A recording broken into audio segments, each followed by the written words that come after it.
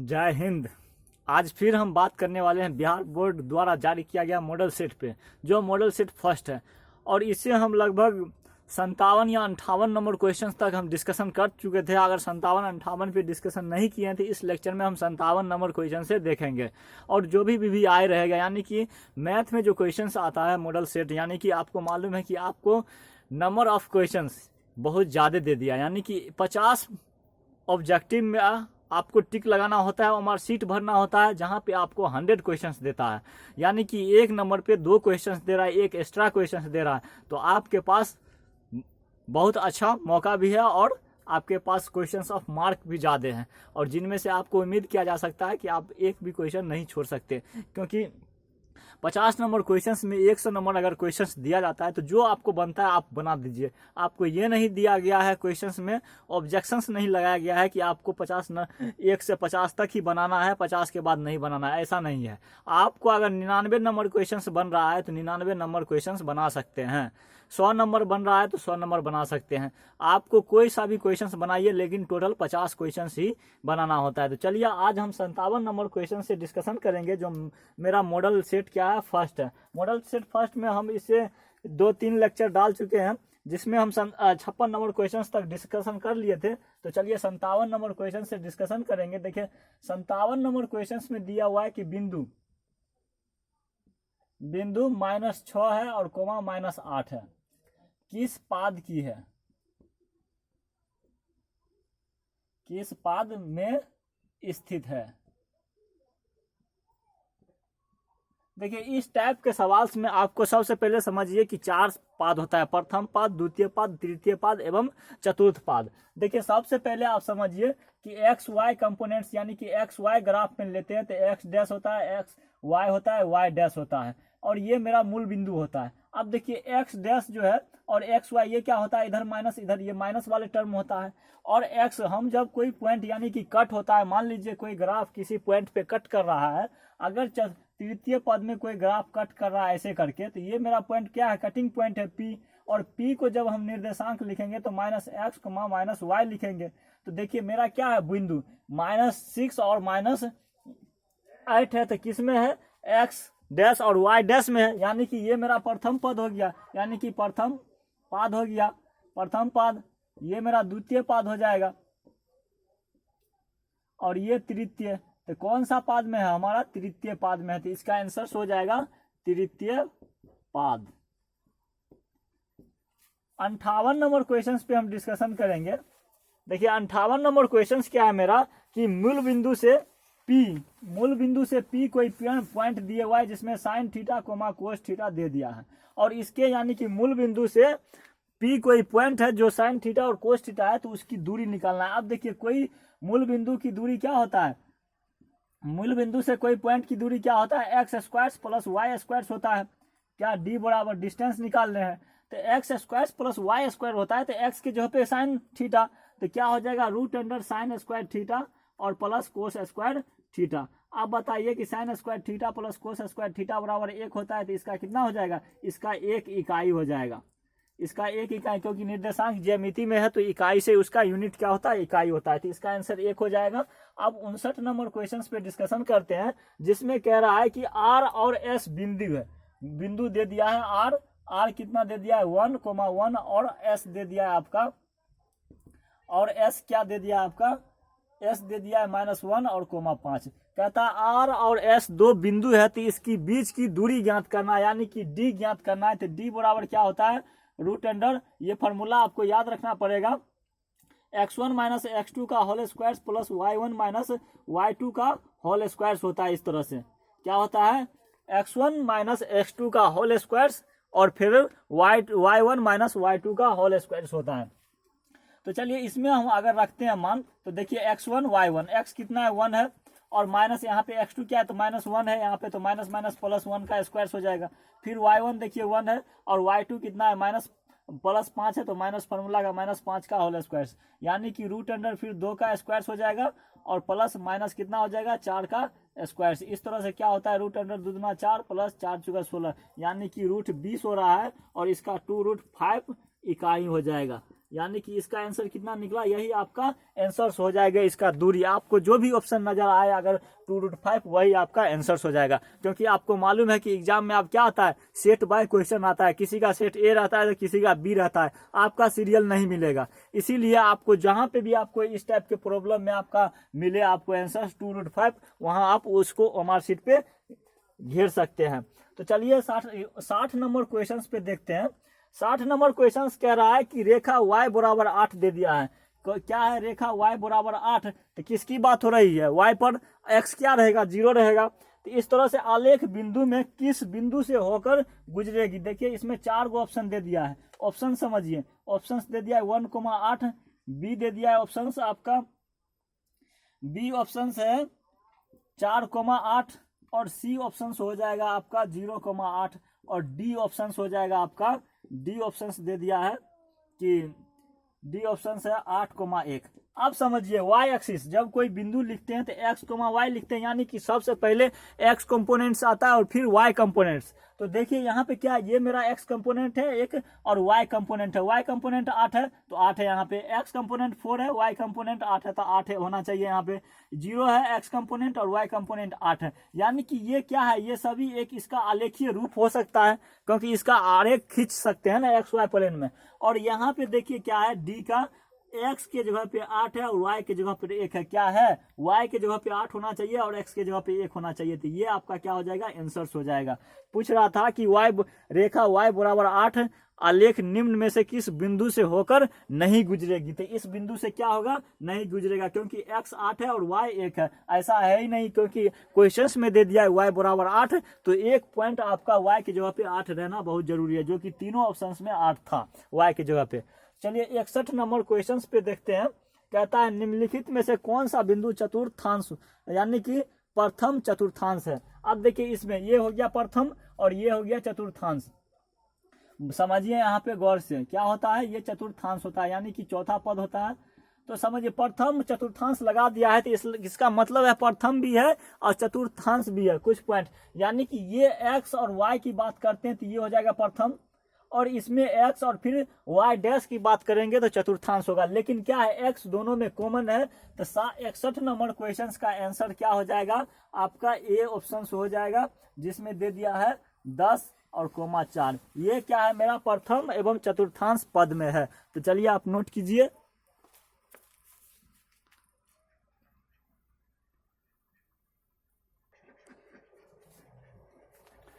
तो 62 number questions पे देखते हैं। 62 नंबर कह रहा है कि बिंदु ए जो है मेरा बिंदु, क्या है, बिंदु ए किसके लिए, 62 नंबर क्वेश्चंस के लिए। ए क्या दे दिया है आपका, 5 और कोमा 6 दे दिया है, और कहता है इसमें कि x अक्ष से दूरी लंबवत दूरी है, यानी कि x अक्ष से क्या करना है, इसका लंबवत दूरी निकालना है। देखिए ये मेरा क्या है, एक्स वाई कंपोनेंट्स है, x और y, और x अक्ष ये हो गया इससे लंबवत। क्या इस पे हम यहाँ पे अगर लाइन डायग्राम से वर्टिकल खड़ा करते हैं तो क्या ये लंबवत होगा, नहीं होगा, क्योंकि ये x अक्ष से हो गया, ये x अक्ष से हो गया। लेकिन हमको पूछ रहा है, क्वेश्चंस में दे दिया है कि y अक्ष से क्या है, लंबवत दूरी पे है।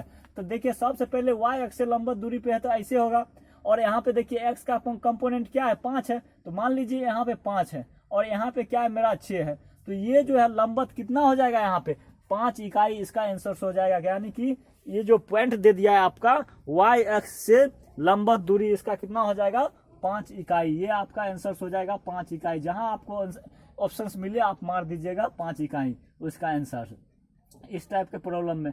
63 नंबर क्वेश्चन पे देखते हैं कि 63 नंबर क्वेश्चन कहता है कि बिंदु M, देखिए M कोई बिंदु है जिसमें आपको दे दिया इसका निर्देशांक -2,10 और दूसरा दे दिया है और करके, यानी कि n दूसरा बिंदु है, n क्या दे दिया है आपका -8 और 14। m और n दो बिंदुएं हैं, मिलाने वाली रेखाखंड का मध्य बिंदु का नियमांक क्या होगा। सबसे पहले समझिए कि दो बिंदु के मध्य, यानी कि मिलाने वाली जो रेखाखंड होता है वो मध्य बिंदु दे दिया है, उसका नियमांक पूछ रहा है। मान लीजिए कि ये कोई क्या है, ए पॉइंट है, मान लेते हैं सपोज दैट ये m है और ये n है, और इसको मिलाने वाली मध्य बिंदु क्या है, मान लीजिए p है, तो इसका क्या हो जाएगा, m बराबर 1 और n बराबर 1, क्योंकि मध्य बिंदु यानी कि दोनों के बराबर में बीच में है, इसका इसका पूछ रहा है नियमांक क्या होगा। तो सबसे पहले इस टाइप के प्रॉब्लम में क्या होता है, मान लीजिए कैपिटल एक्स बराबर होता है x1 और क्या हो जाएगा और प्लस x2/2 होता है, और फिर y जो है कैपिटल Y समझिए y1 प्लस y2 बराबर क्या हो जाएगा 2, ये फॉर्मूला होता है। तो देखिए -2 और -8 कितना हो जाएगा 10 बटा क्या हो जाएगा 2, तो क्या हो जाएगा -5, और दूसरा देखिए कितना हो जाएगा 10 + 14 यानी कि 28, कितना हो जाएगा इसका समझिए कितना हो जाएगा 10 + 14 तो 24 हो जाएगा, और 12 दूना क्या होता है 24, तो क्या हो जाएगा इसका निर्देशांक -5, 10, ये आपका ऑप्शन हो जाएगा। इसका पूछ रहा था नियमांक मंद बिंदु का नियमांक यानी कि पी का नियमांक कितना हो जाएगा -5, 12 हो जाएगा। 64 नंबर क्वेश्चन जो है उस पर चलिए देखते हैं क्या हो जाएगा। देखिए क्या कर रहा है, यदि किसी वृत्त के व्यास के छोरों का निर्देशांक, वृत्त के व्यास का छोरों का निर्देशांक, ये मेरा क्या है वृत्त है, इसके व्यास क्या हो जाएगा ये, और इसके छोरों का निर्देशांक यानी कि ए कोई पॉइंट है और बी कोई पॉइंट है, ये दोनों क्या है छोर है। तो इसका क्या कहता है कि व्यास के छोरों का निर्देशांक एक का दे दिया है आपका -6, सॉरी एक का दे दिया है आपका 8, माइनस यानी कि 6, -8, किसका एक निर्देशांक दे दिया है एक पॉइंट का -8, 6, -8, और दूसरा दे दिया है आपका माइनस कितना हो जाएगा -6 और 8। तो इसका कहता है कि सेंटर क्या हो जाएगा ई, इसका मतलब है कि व्यास को दो भागों में बांट रहा है, वृत्त के व्यास को क्या कर रहा है सेंटर दो भागों में बांट कर रहा है, यानी कि m1 बराबर 1 और फिर n1 बराबर 1 इसमें बांट रहा है। अभी ये फॉर्मूला लगाए थे, तो इसी फॉर्मूला पे निकालेंगे किसका वृत्त के केंद्र का निर्देशांक निकालना, यानी कि सी निकालना है सेंटर का। तो क्या हो जाएगा देखिए x1 + x2, तो यहाँ पे +6 है और यहाँ पर -6 है, 0 हो जाएगा। फिर क्या हो जाएगा y1 + y2, तो ये भी -8 और +8 0 हो जाएगा। तो इसका सेंटर का निर्देशांक कितना निकला आपको 0,0 निकला। यही आपका क्या होगा आंसर होगा, क्योंकि आपको मालूम है कि एग्जाम होने वाला और इस एग्जाम में सेट सबका अलग अलग रहता है, किसी का H रहता है तो किसी का J रहता है, किसी का A सेट रहता है तो किसी का B सेट रहता है। तो आपको सीरियल बाय सीरियल नहीं मिल सकता है आंसर, चाहिएगा कि A सेट में जो सीरियल नंबर 1 पे क्वेश्चन होगा वो B सेट में भी होगा, ऐसा नहीं होगा। आपको जहां पे ऑप्शंस मिले इस टाइप के प्रॉब्लम में 0,0 आप ओमार सीट भरिएगा। चलिए 64 नंबर हो गया, तो 65 नंबर पे बात करते हैं।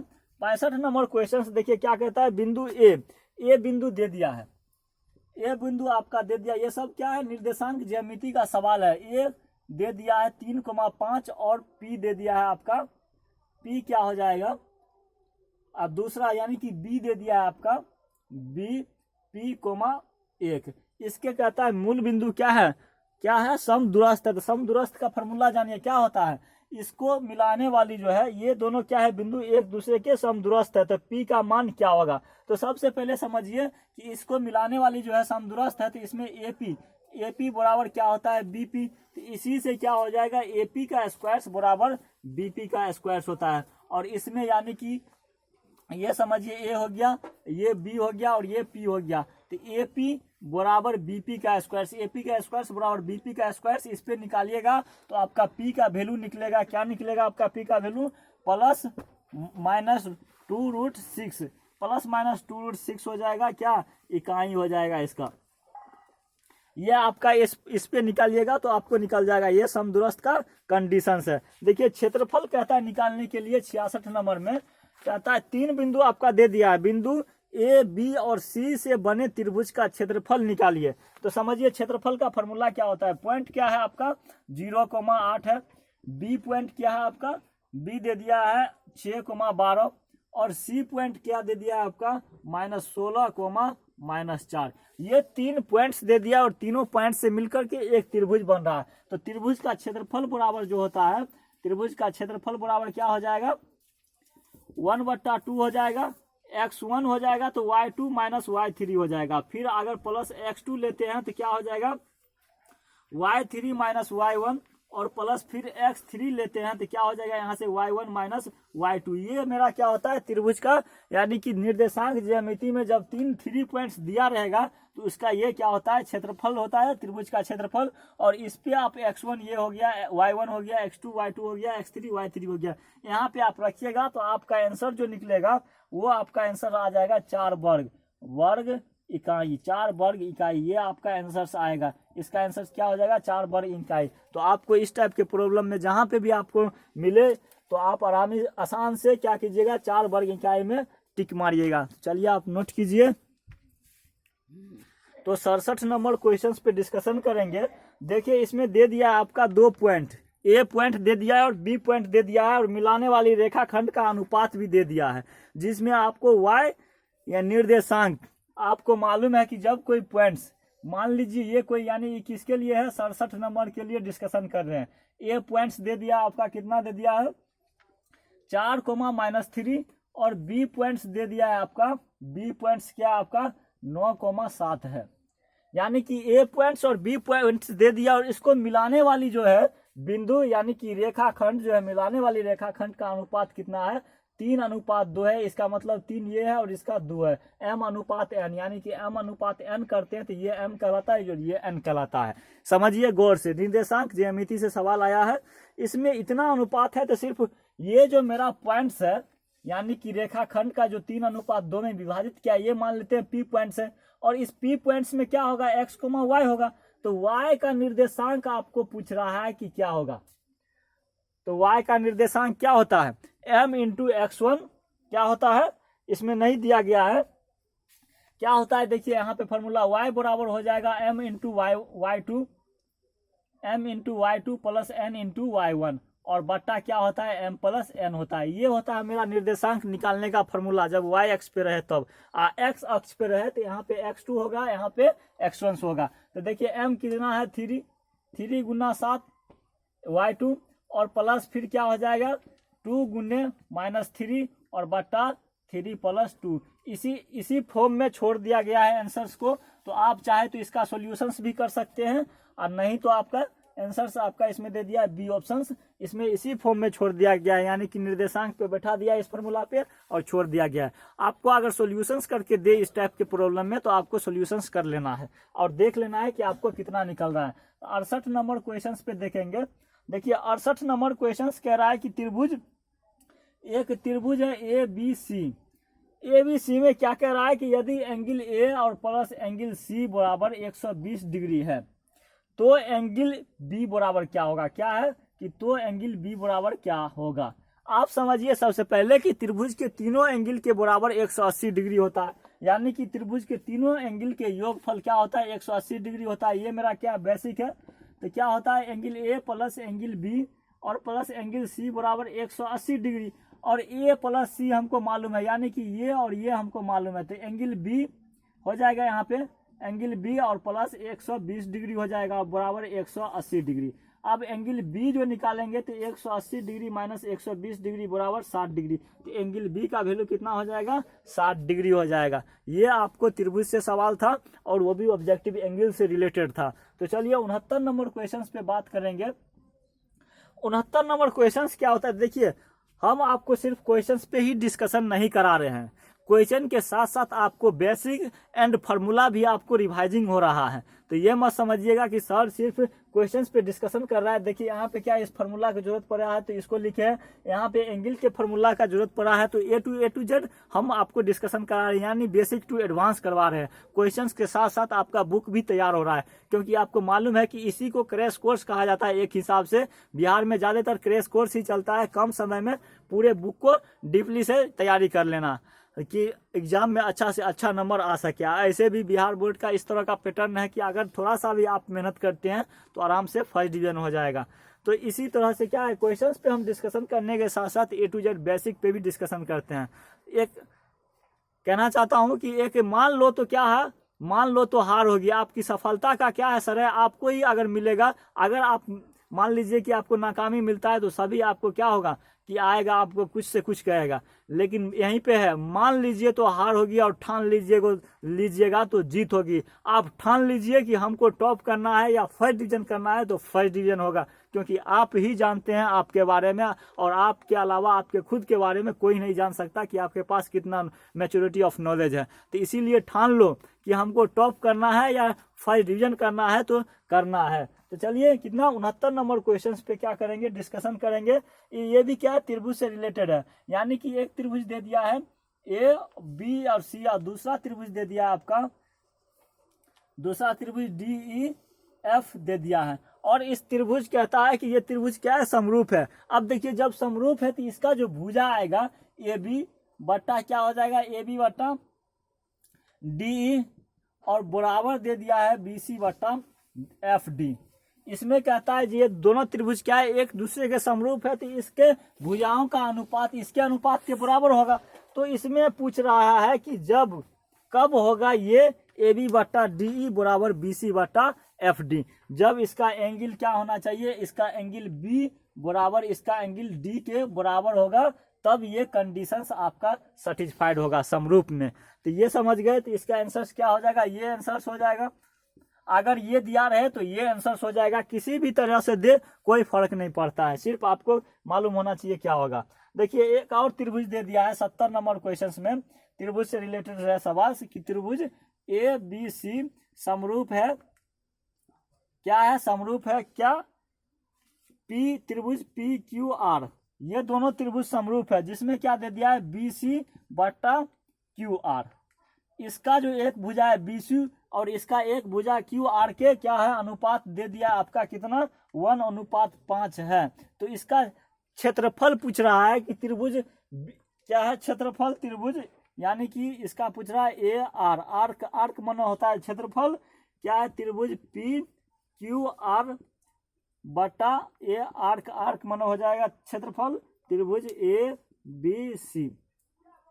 अब यहाँ पे समझने वाली बात है कि इसका भुजा दे दिया है BC बटा QR बराबर 1/5, तो इसका क्षेत्रफल क्या होगा, जबकि ये दोनों भुजा क्या है, समरूप है, ये दोनों त्रिभुज समरूप है, तो इसका क्षेत्रफल हो जाएगा 1 का स्क्वायर कर देंगे और बट्टा 5 का स्क्वायर कर देंगे, तो 1 का स्क्वायर 1 और बट्टा 25। ये क्षेत्रफल निकालने का ट्रिक है, तो ये आपका क्या होगा, आंसर हो जाएगा। जब इस टाइप के प्रॉब्लम्स आए, अगर दो भुजा यानी कि दोनों त्रिभुज के भुजा का अनुपात दिया रहे और उसका दो त्रिभुज का अनुपात पूछे क्षेत्रफल में, तो दिए हुए भुजा का क्या करना है, डायरेक्ट स्क्वायर कर देना है। तो 1 का स्क्वायर 1 हो जाएगा और 5 का स्क्वायर 25 हो जाएगा, 1/25 आपका आंसर हो जाएगा।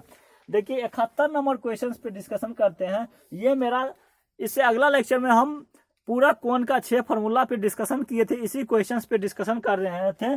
तो उसमें देखिए यहाँ पे दे दिया है 10 90 माइनस A बराबर क्या होगा। तो जानते हैं आप ये पूरा कोण में कि जब किसी 90 में से A को घटाते हैं, tan हो या कोस हो या सेक हो या कोसेक हो, तो कोई फर्क नहीं पड़ता है, उसका क्या होता है, अपोजिट होता है। तो tan का क्या हो जाएगा, tan 90 माइनस थीटा बराबर कोट थीटा, तो कोट A हो जाएगा इसका आंसर, क्योंकि एंगल के जगह पे A है। तो चलिए साइड हो जाते हैं, आप नोट कीजिए। चलिए तो 72 नंबर क्वेश्चंस पे देखते हैं। देखिए क्या है, 72 नंबर क्वेश्चंस में आपको दे दिया है, बोर्ड भींगा हुआ है। देखिए 72 नंबर में दे दिया है आपका DE क्या है, एक दूसरे के समानांतर है BC के दो भुजा के बराबर, जिसमें AD बराबर दे दिया आपका 5 सेंटीमीटर और DB बराबर दे दिया है 6 सेंटीमीटर और AE बराबर दे दिया है आपका 8 सेंटीमीटर। तो EC निकालना होगा, क्या होगा EC। तो सबसे पहले समझिए, देखिए इसमें इस टाइप में क्या होता है कि जब ये दोनों भुजा एक दूसरे के समानांतर हो, बराबर हो, तो इसमें क्या होता है कि AD बट्टा DB बराबर AE बट्टा क्या होता है EC, ये फार्मूला होता है। देखिए AD बट्टा क्या है, AD 5 है और बट्टा DB कितना है 6 और बराबर फिर AE 8 दे दिया है और EC हमको कहता है निकालने के लिए। तो देखिए क्रॉस मल्टीप्लीकेशन करेंगे तो 5 EC हो जाएगा और बराबर 8 5 40 8 6 48 हो जाएगा। अब EC बराबर 48 बट्टा क्या हो जाएगा 5, तो 9 5 45 होता है। कितना बच गया इसमें 3 और 6 5 9, यानी कि 9.6 सेंटीमीटर इसका क्या हो जाएगा आंसर, यानी कि इसमें दे दिया आंसर आपका C ऑप्शन दे दिया है। तो इसमें आंसर इसका कितना हो जाएगा, C आंसर हो जाएगा। देखिए 73 नंबर क्वेश्चंस पे डिस्कशन करते हैं। 73 नंबर क्वेश्चंस में दे दिया आपका कि दो समकोणिक त्रिभुजों में उनकी संगत भुजाओं का अनुपात सदैव समान रहता है। यानी कि दो समकोणिक त्रिभुज की बात कर रहा है और त्रिभुज में उनकी संगत भुजाओं का क्या होगा, अनुपात सदैव समान रहता है। तो यह कथन किसने कहा था, ये पूछ रहा है। तो यह कथन थेल्स साहब ने कहा था। जो थेल्स एक मैथमेटिशियन है, आप जानते हैं थेल्स पढ़ने से आप कुछ बनाते हैं, तो वही ये थेल्स साहब ने कहा था कि दो समकोणिक त्रिभुज में उनकी संगत भुजाओं का अनुपात हमेशा यानी कि सदैव समान रहता है। 74 नंबर क्वेश्चन पे देखेंगे। 74 नंबर क्वेश्चन में कह रहा है कि एक बाह्य बिंदु से वृत्त पर कितनी स्पर्श रेखाएं खींच सकती हैं। एक वृत्त समझिए, ये कोई मेरा वृत्त है, मान लीजिए वृत्त लग नहीं रहा है, देख रहे गोल नहीं हुआ है, तो मान लीजिए मैथ में क्या आता है, मान लेते हैं ये कोई वृत्त है, ये क्या है, वृत्त है, और एक बाह्य बिंदु, ये क्या है, वृत्त से बाह्य बिंदु है, और कहता है कि एक बाह्य बिंदु से वृत्त पर कितनी स्पर्श रेखाएं खींच सकते हैं। तो देखिए एक रेखा ऐसे करके खींचेंगे, एक रेखा ये हो गया और दूसरा रेखा ये हो गया, क्या है, ये हो गया आपका दूसरा रेखा। तो एक वृत्त से एक बाह्य बिंदु से कितनी स्पर्श रेखाएं खींच सकते हैं, एक ये हो गया, एक ये हो गया, यानी कि टोटल 2 स्पर्श रेखाएं खींच सकते हैं एक वृत्त से बाह्य बिंदु से। यानी कि एक वृत्त से क्या होना चाहिए, बाह्य बिंदु पॉइंट्स होना चाहिए। तो 2 हो जाएगा, इसका ऑप्शन बी ऑप्शन हो जाएगा। 75 नंबर क्वेश्चन पे देखेंगे कि 75 नंबर में दे दिया है कि एक आकृति दे दिया आपका, ये समझिए ये क्या है, वृत्त है, और इसके स्पर्श और इसके स्पर्श, ये कोई पॉइंट्स है, और इसको क्या कर रहा है, एक वृत्त का ये क्या है, व्यास स्पर्श पॉइंट्स, और इस स्पर्श पॉइंट को मिलाने वाली रेखाखंड है, और इसको इससे मिला दीजिए, और इसको ए मानिए, और फिर इसको पी माना गया है, इसमें पी मान लीजिए, ए मानिए, और ये हो जाएगा आपका बी, और इसका ये हो जाएगा 0 पॉइंट्स। इसमें जो है ये ऐसे आया है और ये ऐसे, और फिर यहाँ तक यहाँ आया है। ये एंगल आपका दे दिया है 40 डिग्री। तो पूछ रहा है कि एंगल इसमें, कि एंगल क्या है, ए पी ओ, ये एंगल कितना है, 40 डिग्री। तो एंगल क्या होना चाहिए इसका, एंगल जो है ओ ए बी, यानी कि ओ ए बी बराबर कहता है व्हाट, एंगल ओ ए क्या है, एंगल ओ ए बी, इस एंगल की बात हो रही है। तो इसका भी क्या हो जाएगा, 40 डिग्री हो जाएगा, क्योंकि ये एंगल इस दूसरे का क्या हो जाएगा, सेम समान हो जाएगा। तो ये समझ लीजिए 40 डिग्री हो जाएगा इसका भी। अब एक और समझते हैं इसी में, कि जब पी क्यू आर त्रिभुज, यानी कि एक वृत्त है 76 नंबर क्वेश्चन के लिए, कि एक वृत्त है, इस वृत्त में क्या है, ये कोई पॉइंट्स है, ये पॉइंट्स है और ये पॉइंट्स है, इसको मिलाइए और इसको मिलाइए, इसको मिलाइए, इसका नाम दे दिया है पी क्यू आर। ये क्या बन गया, एक त्रिभुज बन गया पी क्यू आर, जिसमें क्या है, पी क्यू ये बराबर है पी आर के, ये भुजा दोनों बराबर है, जिसमें आपको दे दिया है एंगल क्या करना है, एंगल पी क्यू आर निकालना है, ये एंगल निकालना है।